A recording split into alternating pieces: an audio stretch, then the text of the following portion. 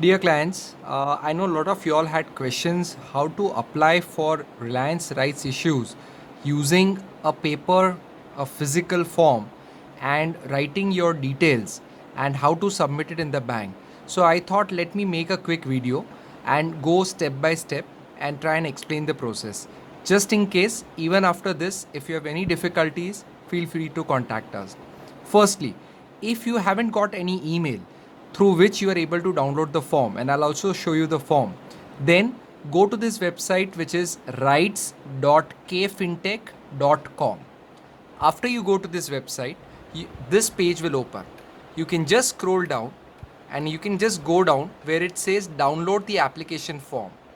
If you click here, another tab will open which will open up the rights form. You can take a printout of this form.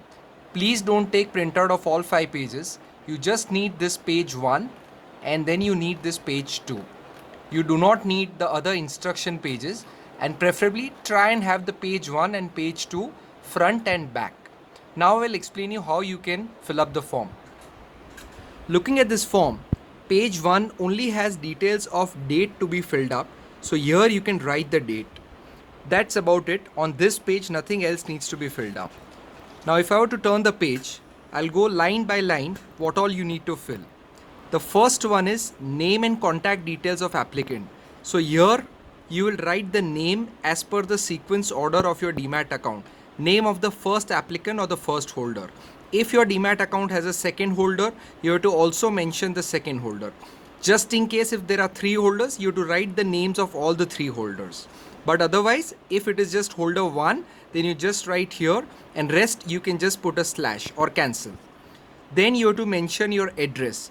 You have to write the same address that you have used during opening your DMAT account. Then you can write your email address and a telephone number. After which there is this section which says permanent account numbers.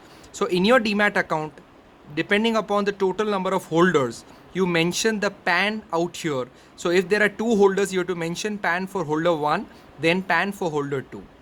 After that, the third section is the type of applicant. In most cases, it will be resident because we are all Indians residing in India. Just in case if it is a non-resident, then you tick to non-resident, but otherwise it is resident. After which, fourth, a very important detail, please make sure you fill this carefully. If you see here, there is this option of NSDL and CDSL. If you are a Tracom client having your DMAT account with Tracom, then you have to tick on NSDL because we are a NSDL depository participant. By default, for the first 8 digits, here you mention this number IN 302332. Please note, this is only if your Reliance rights or Reliance shares were in Tracom DMAT and you are doing this application if you are a Tracom DMAT holder.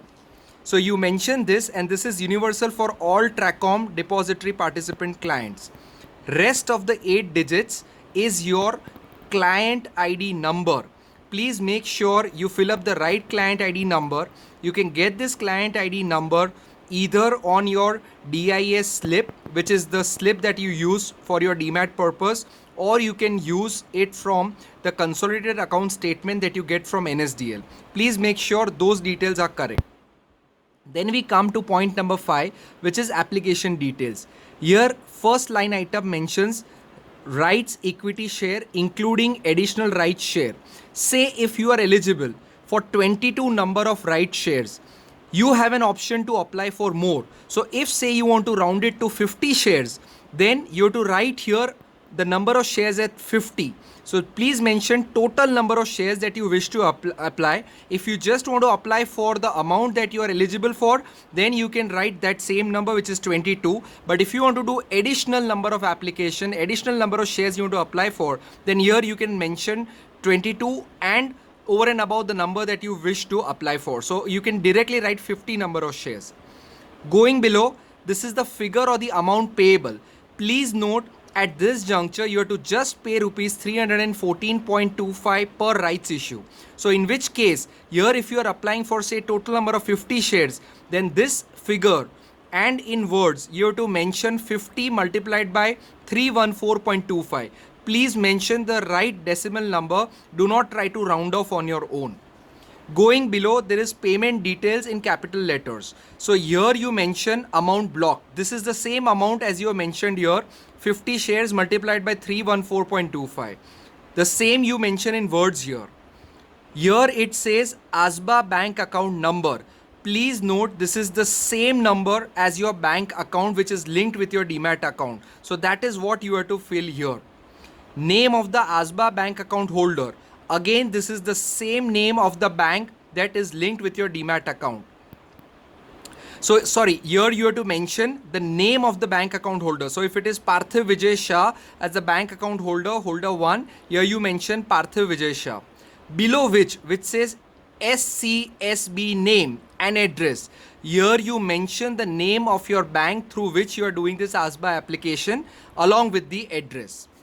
After this is over, here is the section where you do the signatures as per the bank account holding details. So here is the same signature like you do in your bank, and if your bank has either or, then there is no need for all the holders to do the sign. You can just have a single holder doing the sign, but make sure the sign is same as it is there in your bank account.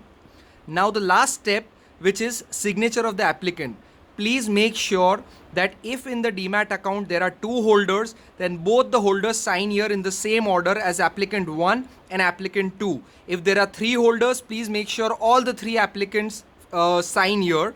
It all depends upon in your Demat account how many number of joint holders you have. If it is a single account or a holder, then you have to just have the first holder's signature. After this, please make sure you also fill up the application which is received from. So that will be the first holder's name, PAN, DPID, client ID which we wrote ahead, ASBA account number which is your bank account number, amount blocked in figures, bank and branch, email along with mobile number. This is very important because once you submit this form in your bank, the bank will give this slip back along with a bank stamp. I think this is the process that you need to know. If after this video, if you have any doubts, any difficulties, please don't hesitate to reach out to me. Thank you.